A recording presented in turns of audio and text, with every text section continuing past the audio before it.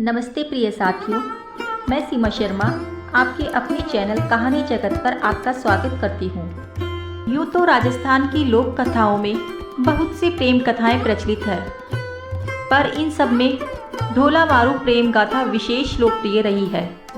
इस गाथा की लोकप्रियता का अंदाजा इसी बात से लगाया जा सकता है कि 8वीं सदी की इस घटना का नायक ढोला राजस्थान में आज भी एक प्रेमी नायक के रूप में स्मरण किया जाता है और प्रत्येक पति पत्नी की सुंदर जोड़ी को ढोला मारू की उपमा दी जाती है। यही नहीं, आज भी लोकगीतों में स्त्रियां अपने प्रियतम को ढोला के नाम से ही संबोधित करती है और ढोला शब्द पति शब्द का पर्यायवाची ही बन चुका है।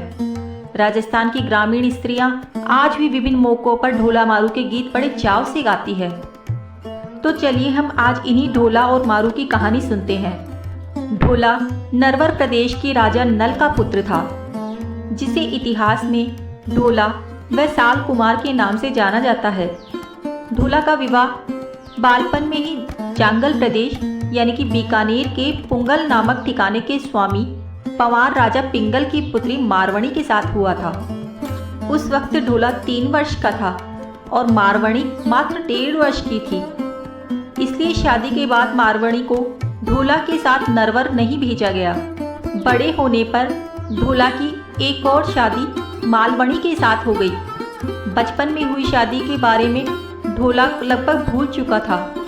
उधर जब मारवणी यानी कि मारू बड़ी हुई तो माँ बाप ने उसे ले जाने के लिए ढोला को नरवर कई संदेश भेजे। ढोला की दूसरी रानी मालवणी को ढोला की पहली शादी का पता चल गया था। उसे यह भी पता चल गया था कि मारवणी जैसी बेहद खूबसूरत राजकुमारी और कोई नहीं है। सो उसने ईर्ष्या के चलते राजा पिंगल द्वारा भेजा कोई भी संदेश ढोला तक पहुंचने नहीं दिया। वह संदेश वाहकों को ढोला तक पहुंचने से पहले ही मरवा डालती थी। उधर मारवणी के अंकुरित यौवन ने अपना रंग दिखाना शुरू कर दिया। एक दिन उसे स्वप्न में अपने प्रियतम ढोला के दर्शन हुए। उसके बाद तो वह ढोला के वियोग में जलती रही। उसे न खाने में रुचि रही न किसी और कार्य में। उसकी हालत देख उसकी माँ ने राजा पिंगल से ढोला को फिर संदेश भेजने का आग्रह किया। इस बार राजा पिंगल ने सोचा, संदेश वाहक को तो मालवणी मरवा डालती है, इसलिए इस बार क्यों न किसी चतुर ढोली को नरवर भेजा जाए, जो गाने के बहाने ढोला तक संदेश पहुंचा उसे मारवणी के साथ हुई शादी की याद दिला दे। जब ढोली नरवर के लिए रवाना हो रहा था, तब मारवणी ने उसे अपने पास बुलाकर मारू राग में दोहे बनाकर दिए और समझाया कि कैसे ढोला के सम्मुख जाकर उसे गाकर सुनाना है। ढोली ने मारवणी को वचन दिया कि वह जीता रहा तो ढोला को जरूर लेकर आएगा और मर गया तो वहीं का होकर रह जाएगा। चतुर ढोली याचक बनकर किसी तरह नरवर में ढोला के महल तक पहुंचने में कामयाब हो गया और रात होते ही उसने ऊंची आवाज में गाना शुरू किया। उस रात बादल छा रहे थे। अंधेरी रात में बिजलियां चमक रही थी। झीणी झीणी पड़ती वर्षा की फुहारों के शांत वातावरण में ढोली ने मल्हार राग में गाना शुरू किया। ऐसे सुहाने मौसम में ढोली की मल्हार राग का मधुर संगीत ढोला के कानों में गूंजने लगा और ढोला फन उठाए नाक की भांति राग पर झूमने लगा। तब ढोली ने साफ शब्दों में गाया, ढोला नरवर सेरिया धड़ पुंगल गलियाहाँ।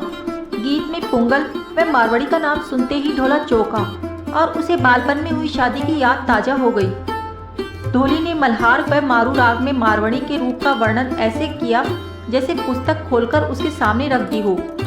उसे सुनकर ढोला तड़प उठा। ढोली पूरी रात गाता रहा। सुबह ढोला ने उसे बुलाकर पूछा तो उसने पुंगल से लाया मारवणी का पूरा संदेश सुनाया और बताया कैसे मारवणी उसके वियोग में जल रही है।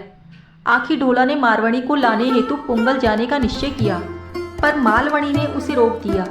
ढोला ने कई बहाने बनाए, पर मालवणी उसे किसी तरह रोक देती। पर एक दिन ढोला एक बहुत तेज चलने वाले ऊंट पर सवार होकर मारवणी को लेने चल दिया और पुंगल पहुंच गया। मारवणी ढोला से मिलकर खुशी से झूम उठी। दोनों ने पुंगल में ही कई दिन बिताए और एक दिन ढोला ने मारवणी को अपने साथ ऊंट पर बिठाकर नरवर जाने के लिए राजा पिंगल से विदा ली। कहते हैं रास्ते में रेगिस्तान में मारवणी को एक सांप ने काट खाया, पर शिव पार्वती ने आकर मारवणी को जीवनदान दे दिया। आगे बढ़ने पर ढोला उमर सुमरा के षड्यंत्र में फंस गया। उमर सुमरा ढोला को घात से मारकर मारुवणी को हासिल करना चाहता था। सो वह उसके रास्ते में ही जाजम बिछाकर महफिल जमाकर बैठ गया। ढोला जब उधर से गुजरा तो उमर ने उनसे मनुहार की और ढोला को रोक लिया।